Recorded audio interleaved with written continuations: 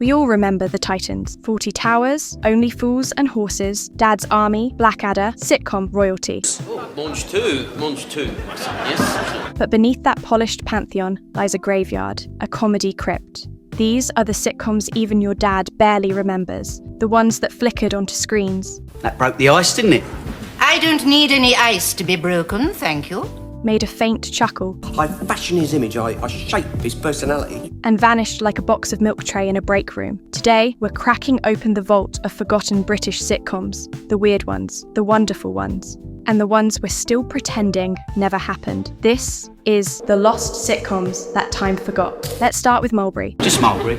Yes, well, we've got proper names. We're Bert and Alice Finch. A show so charming and oddly metaphysical, it feels like good omens got lost in a teapot. I've changed my mind, I want coffee. Remembering your sausage mood from earlier, I thought you might, so I brought coffee. Aired in 1992 to 1993, Mulberry starred Carl Howman as the titular character. You'll be out on your ear. Nah.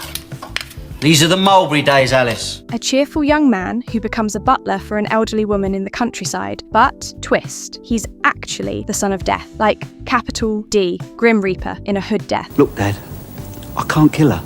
I wish you'd stop talking about killing people. Just see her to the end. He's sent to take her soul to the afterlife, but delays the job because she seems nice. So instead of doing deathly duties, he starts cooking dinner, making tea, and generally being the most existential domestic worker in BBC history. Now, do you favour the European style or the way they're drinking it on the West Coast these days? Imagine Mary Poppins, but instead of flying with an umbrella, he's waiting for the right moment to harvest your soul. The show had a devoted fan base and a genuinely moving tone. Let's face it, Dad. I'm not up to it, am I?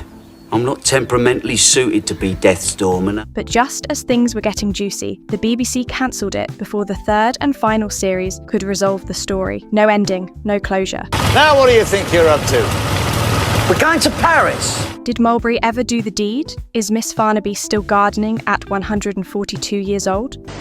Come on, Miss Farnaby.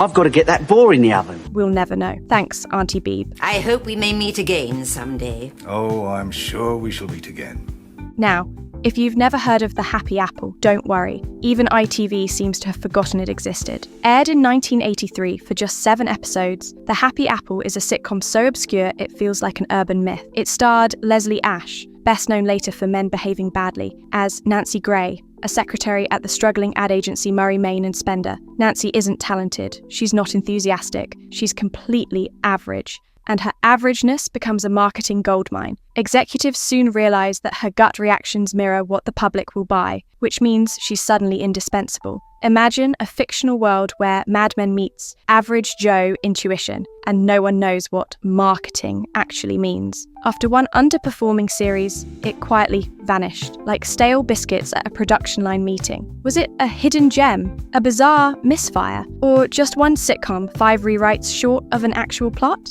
We'll never know. But Nancy Gray will forever be the most accidentally influential secretary in fictional ad history. Ever heard of Sorry, I'm a Stranger Here myself? Good heavens! What?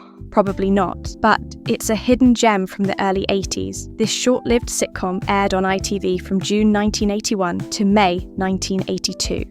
You'll have to watch Minder without me. It follows Henry Nunn, a fed-up librarian who inherits his childhood home in the fictional Stackley and relocates. Don't turn around, I've got a gun. Oh my God. What's your game? Game? I haven't got a game. I've just walked into my house. Expecting serenity, but mostly finding chaos. All right. You can stay until the rain subsides. He moves into his uncle's house, only to discover it's occupied by a squatter named Alex. May I ask who you are?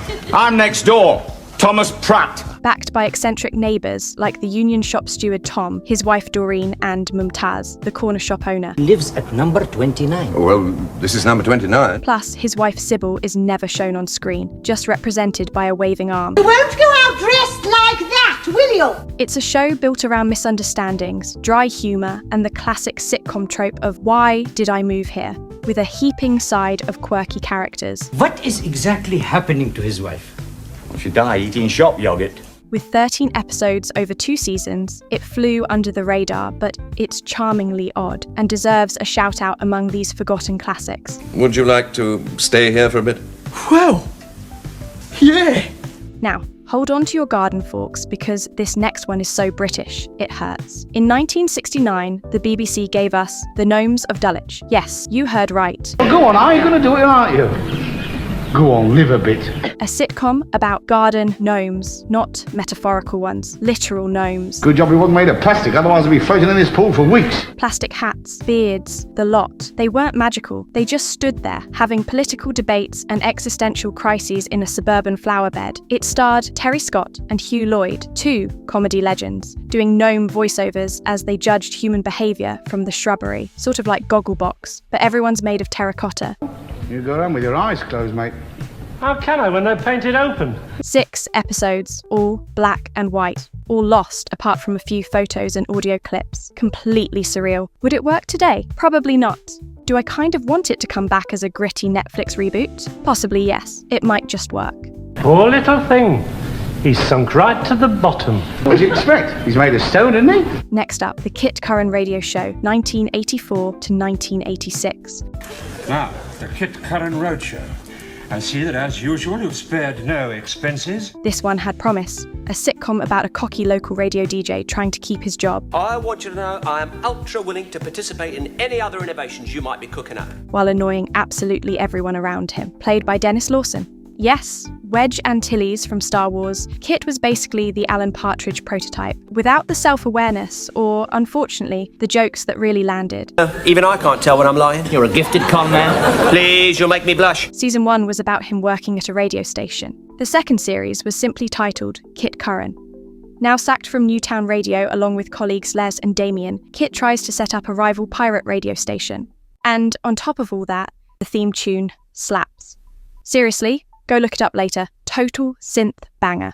Here we are together again, lads. The 3 musketeers, eh? Before we wrap up, here's a rapid-fire round of other forgotten sitcoms worth a quick Google. Set in an NHS tuberculosis ward in 1947. Yes, a comedy about TB. Even the laugh track sounds uncomfortable. A camp.